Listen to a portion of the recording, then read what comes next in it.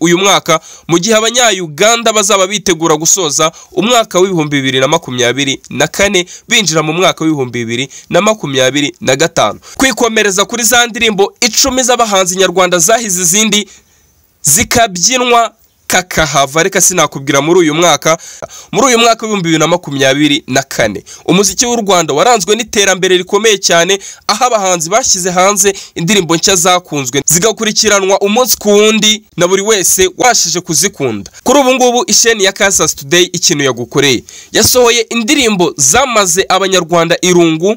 Dore indirimbo ya mbere yabyinwe kakahava ni indirimbo iyi ngiyi.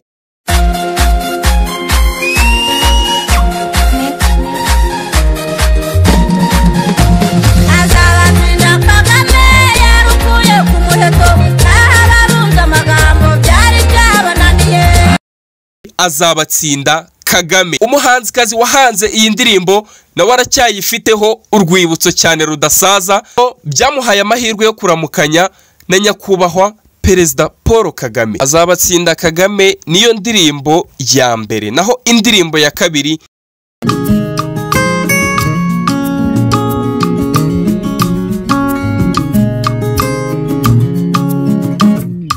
kurushaho kunyikisha niko nanjye ngenda nkubahisha yitwa niyo ndirimbo. Ni indirimbo ikomeye mu bihangano nyarwanda yakozwe n'abahanzi barimo Meddy na Adrien Misigaro. Ni indirimbo yasohotse ku itariki 15 z'ukwezi kwa kabiri muri uyu mwaka, ikaba yarakunzwe cyane mu Rwanda no mu karere k'ibiyaga bigari bya Afrika. Naho indirimbo iri ku mwanya wa gatatu ni indirimbo bita Moromita ya Neringabo, Gadi ndetse na Kensol. Iyi ndirimbo yo ni idasanzwe kuko yatumye abanyarwanda bizihirwa barayibyina kuko karahava. Niyo muziki nyarwanda yakozwe na Director Gadi afatanije n'abahanzi Neringabo ndetse na Kensol.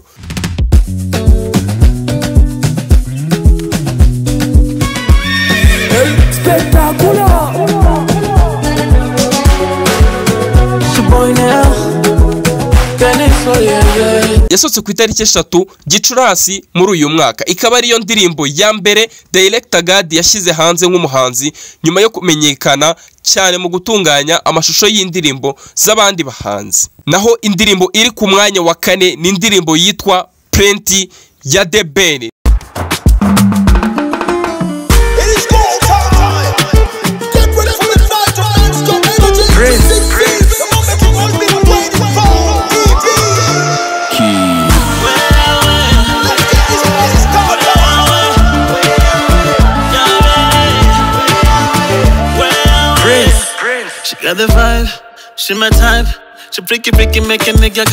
Niyo muziki nyarwanda cyane yakozwe n'umuhanzi The Ben. Yasohotse mu mezi 2 ashize yonyine, ikaba iri mu ndirimbo zikunzwe cyane mu Rwanda no mu karere k'ibiyaga bigari bya Afrika. Indirimbo iri ku mwanya wa 5 nayo nanone n'ubundi ni The Ben wigaruriye isoko.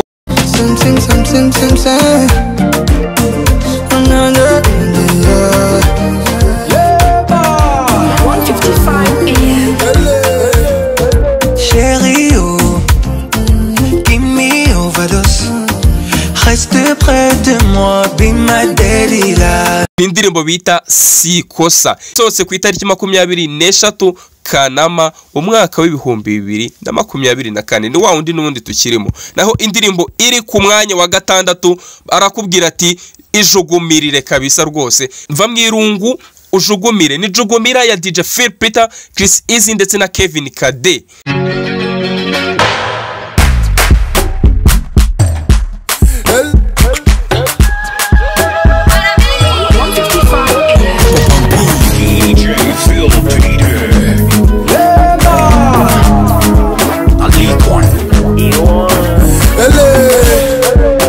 Je suis désolé utagira ngo ndi mililo. Your sexy body yatunyembura control.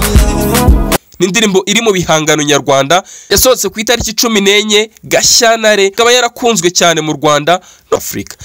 Tureba ku ndirimbo iri ku mwanya wa 7 ni indirimbo bita Puta ya Bulldog na Juno Kizigenza. Je suis Jana.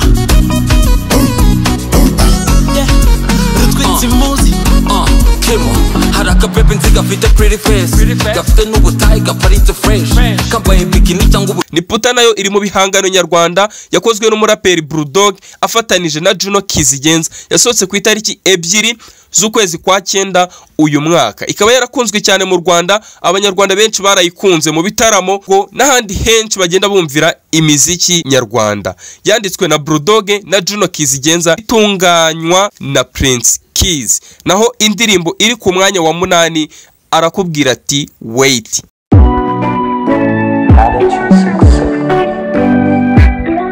You ask one. You see them girl a beauty them. Whole lot of faith in the man. Whole lot of faith in the man.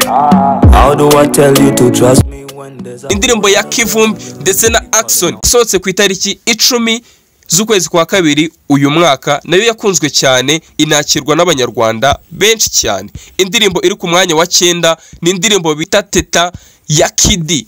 Ngorata teta fiti tuzana umutima bro teta shaka pisa. Ni indirimbo iri mu bihangano nyarwanda y'umuraperi uzwiho ubuhanga mu njyana ya Afrobeat yaje kurya hit muri uyu mwaka wa 2024 yegukanye igihembo mu bihembo bya lyrics. Iyi ndirimbo izaba iri kuri album nshya ya Kidi ateganya gusohora mu mwaka wa 2025.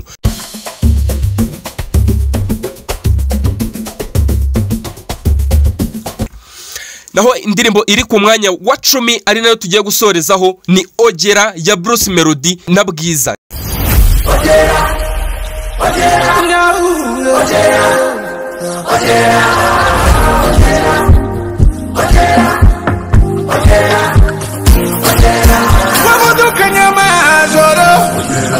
Unyeganyeza n'amanywa urukangura ruyobora ibigwi urabyubaka igihugu urakiduha turacyubaka biratunyura reka twongere. Indirimbo iri mu bihangano nyarwanda Bwiza yafatanije na Bruce Melody yasohotse ku itariki 15 Kamena muri uyu mwaka. Iyi ndirimbo ikubiyemo injyana ya Afrobeat ikaba yarakunzwe cyane mu Rwanda no mu karere k'ibiyaga bigari. Indirimbo yabaye idarapo ry'umuziki ikanacurangwa igihe kinini mu bihe by'itora ry'umukuru w'igihugu.